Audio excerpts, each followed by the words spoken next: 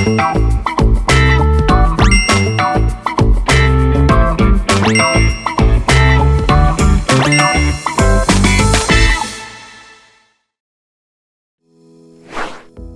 warahmatullahi wabarakatuh. Halo, perkenalkan nama saya Dimas Satrio Wijaksono SOSM IKOM. Saya merupakan salah satu dosen program studi penyiaran konten digital Fakultas Komunikasi dan Bisnis Universitas Telkom. Saat ini saya mengampu untuk mata kuliah Studi Budaya Media Digital dengan kode mata kuliah KDI 1 J3.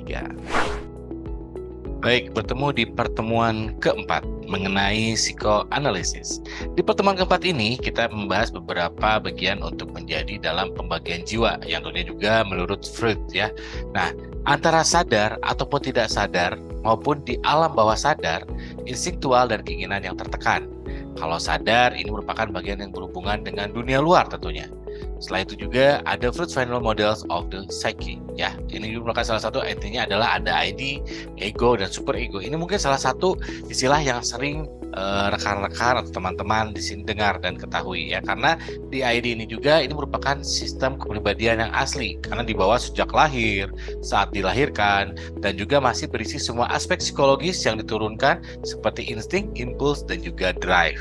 Lalu untuk ego, ini ego berkembang dari ID agar orang mampu menangani realita sehingga ego beroperasi mengikuti prinsip realita. Untuk superego sendiri, ini merupakan salah satu kekuatan moral dan etik dari kepribadian yang beroperasi memakai prinsip idealistik sebagai lawan dari prinsip kepuasan ID dan prinsip realistik dead ego. Setelah itu ada yang Fruits ya, tepatnya juga. Nah, sekarang kita lihat juga nih, Fruits juga masih membandingkan yaitu antara hubungan antara ID dan juga ego yang serupa dengan seseorang tentunya.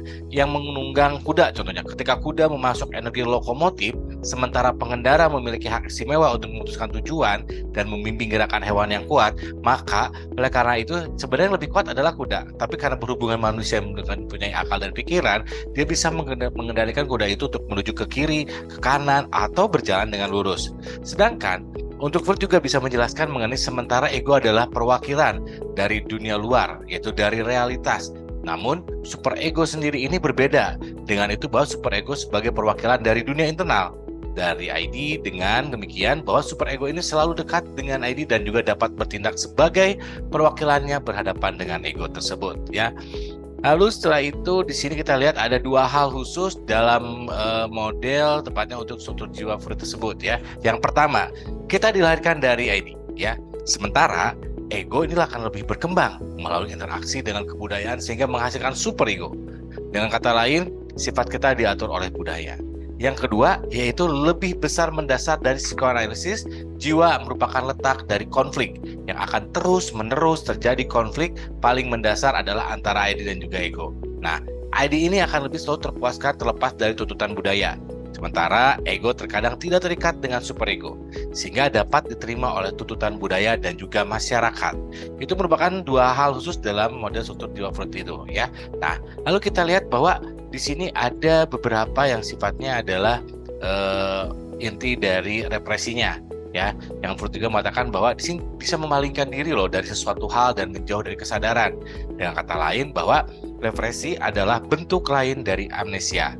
Sedangkan Freud di tahun 1985 juga menjelaskan, mungkin kita telah menekan hal-hal ini ya, tapi mereka tidak benar-benar pergi. Kita hanya menukarnya dengan yang lain. Bentuk pergantian ini memungkinkan kembali represi tersebut. Ya, oleh karena itu dikatakannya adalah kembali represi bisa tersampaikan lewat mimpi. Setelah itu juga untuk tujuan utama mimpi adalah sebagai penjaga untuk menghilangkan gangguan ketika sedang tidur. Ya, ancaman tidur berasal dari tiga hal, yaitu adalah rangsangan eksternal, kejadian yang baru terjadi, impuls ya dari insting yang tertekan, dan yang mana juga mencari kesempatan untuk mengungkapkan dalam mimpi tersebut. Ya, teman-teman ya.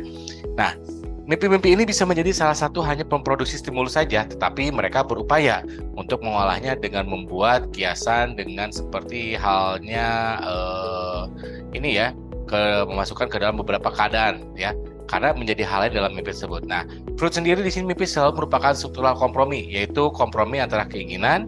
Yang bermaksud di sini adalah apabila maksud dari mimpi kita mengandung keinginan, maka akibatnya keinginan tersebut bisa lebih ditekan. Sehingga keinginan yang ditekan tersebut itu hanya diizinkan untuk diungkapkan dalam bentuk yang tidak seperti yang diinginkan. Baik, itulah untuk pertemuan keempat pada hari ini. Untuk lebih lanjutnya, kalian bisa membuka LMS yang sudah disediakan. Baik, itulah pemaparan singkat, tepatnya materi dari saya. Sampai jumpa.